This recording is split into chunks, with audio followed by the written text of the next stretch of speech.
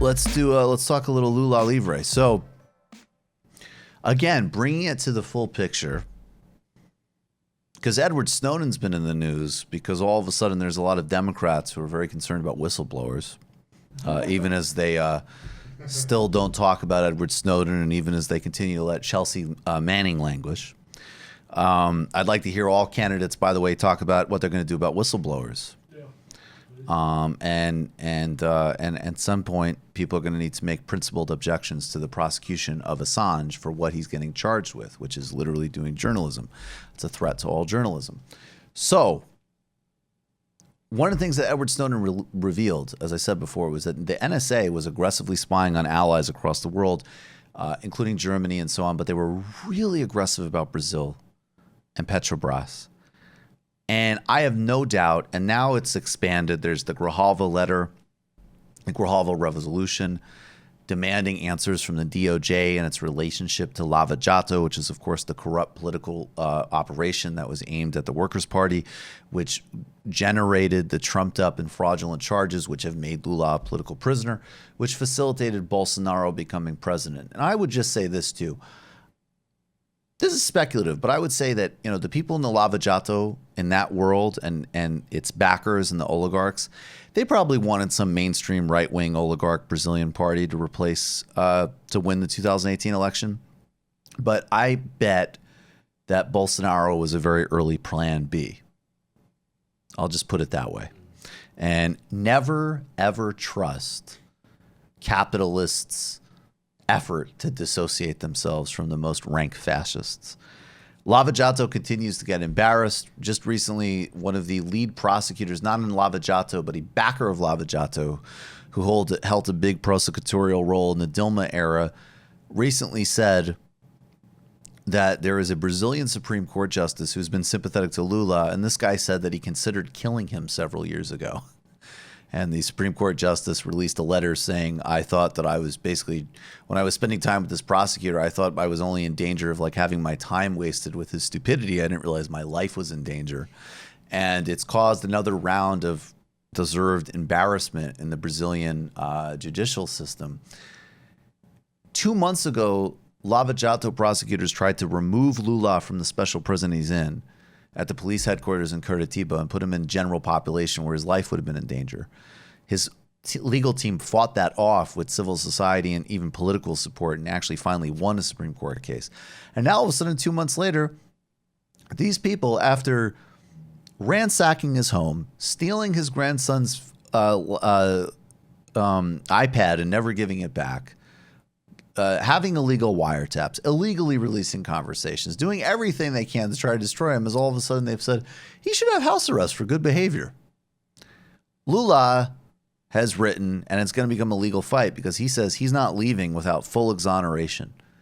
He doesn't want any more bullshit. He's innocent of these charges. He's not leaving without full exoneration. And here he is from an interview that was done in Brazil 247, which is a great leftist Brazilian website that has actually used some of our stuff and that our friends over at Brazil Wired, Brian Mayer, does great work for.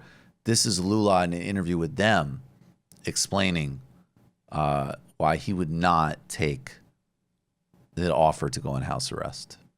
Eu quero sair daqui com 100% da minha inocência. Não diga assim, vamos tirar o coitadinho que ele tá velho. Não tô velho. Vamos tirar o coitadinho porque vamos deixar ele em casa. Em casa vamos deixar ele, fica um velhinho lá em casa, pode até tomar um whiskyzinho dele, mas ele não vai receber gente controlada, não vai poder dar entrevista. Vamos colocar uma tornozeleira nele. Não sou pombo. Coloque neles a tornozeleira.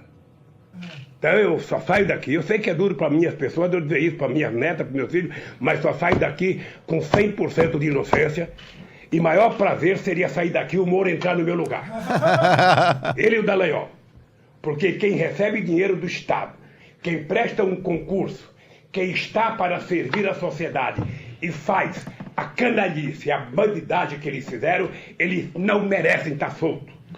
Agora, eu espero que a Suprema Corte, no momento, tomada da sabedoria, sabe, de tanto estudo que as pessoas tiveram, lendo a Constituição, as pessoas façam um julgamento justo. Eu só quero isso. Só quero isso. Não se preocupem comigo aqui, que o coitadinho está sofrendo, não. Para mim é o seguinte, sair daqui, sem a minha inocência, é fazer como alguns, sair como um rato. Sabe? E eu não nasci para isso. Não nasci para isso. Eu prefiro estar aqui, de cabeça erguida, do que estar lá fora como um verme. Guy is amazing. I'm sorry. I mean, like, I unembarrassedly stan. The guy is amazing. He also said in that interview, he said that they should be ready because if I do leave, I'm going to go on the streets and have a conversation with the Brazilian people. And then he also had this other amazing line, which we got to play at one point, where he said, he basically was saying almost that he regretted his work in Congress to make sure that Brazil couldn't proliferate a nuclear weapon. And he said, the only way Americans respect you is if you had a nuke. And he goes, that little Korean guy, they respect him. And then he said, I'm going to get out of here, get his haircut, build a nuke, and then maybe the white people respect Brazil.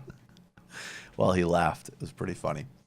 I'd recommend everybody watch all of that interview because we played the stuff about the BRICS, but he really gets into counter-hegemonic project, Latin America, and it's, you know, it's conducted by leftists, so much different content. You just watched a Michael Brooks show video.